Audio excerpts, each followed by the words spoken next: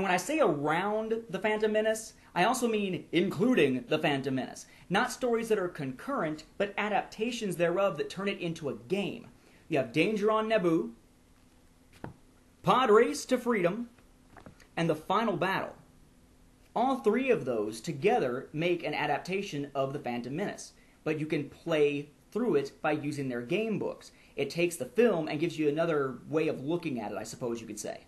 Not too bad. A smaller series, one of the few series giving us prequel adventures around this time that weren't directly leading into or out of something, kind of throwaway stories, so to speak, but a decent little series. Easier to collect because there was less of it.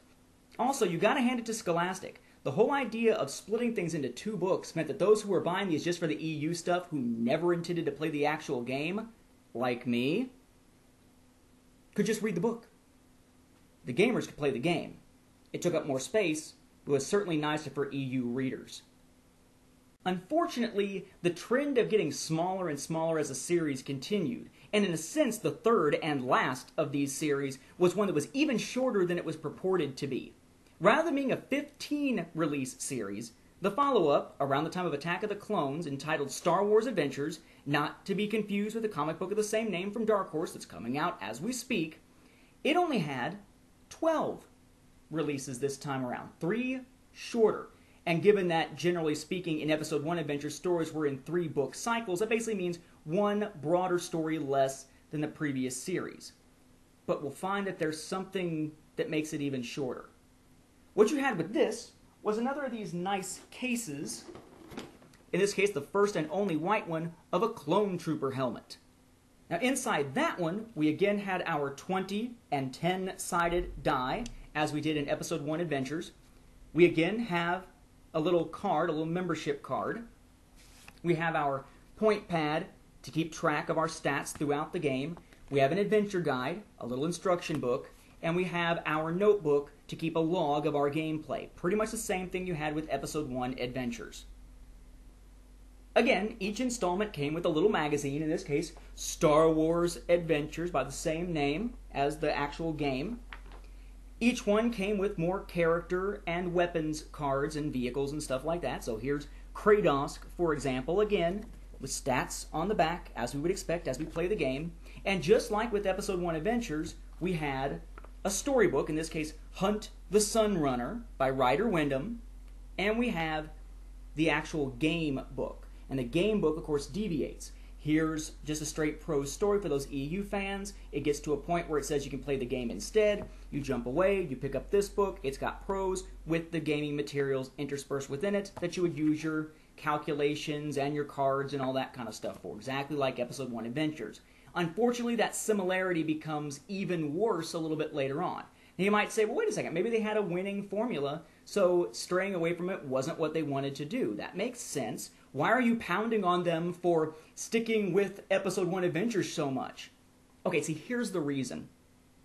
This series was only 12 releases. The first 6 were by Ryder, Windham, brand new, these new nifty little covers. Okay? Then you hit book 7. And when those arrive in your mailbox, you're scratching your head because you've got a book that looks like this. Cards that are formatted like this. Except it's a same book that you had from Episode 1 Adventures. Literally. All they did was took the Episode 1 Adventures books for a story that's 3 parts about Anakin and the 3 that adapt The Phantom Menace. All they did was take them and take this picture out, put this binding or this border around it, stick the picture in here, right, and use the same text all over again. So if you bought that entire series, I don't know, maybe you were trying to get the last 6 of these stupid little magazines that nobody probably ever read. Okay? If all you were doing were buying it to have a complete set, you just basically wasted your money in a sense. You could buy all 12 and have a complete set, so to speak. But if you're just looking for the stories and you already have Episode 1 Adventures, you already have half of Star Wars Adventures. Because half was original work by Ryder Windham, the other half was the stuff just being reprinted from Episode 1 Adventures. They couldn't even be bothered to produce new material for this series. They were charging basically an arm and a leg for. I forget exactly how much it was, but if I remember correctly, it was somewhere around between 10 and 20 bucks or something like that for each individual release. And to have the same old crap thrust on you with no warning whatsoever, that stinks. A lot of people, myself included, when I was somewhat younger, called up Scholastic to say, what gives? Can you tell us what the titles are for the rest of this series and how many there are? Because I'm not paying for this if it's the same stuff I got before. And many of them took that 7th one, sent it right back to Scholastic, and gave up on the series. On the plus side, that means if you do have a set of all 12 at this point, you got something somewhat unique. Most people didn't bother with the second half of the series. Even I didn't, and I'm an EU collector.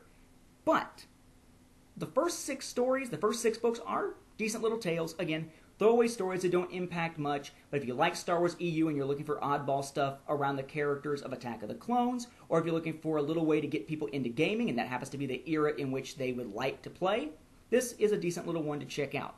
But remember, buyer beware. On Star Wars Adventures, books 1 through 6 are original, 7 through 12 are not. So would I recommend hunting any of these down? Honestly, the stories don't really impact anything.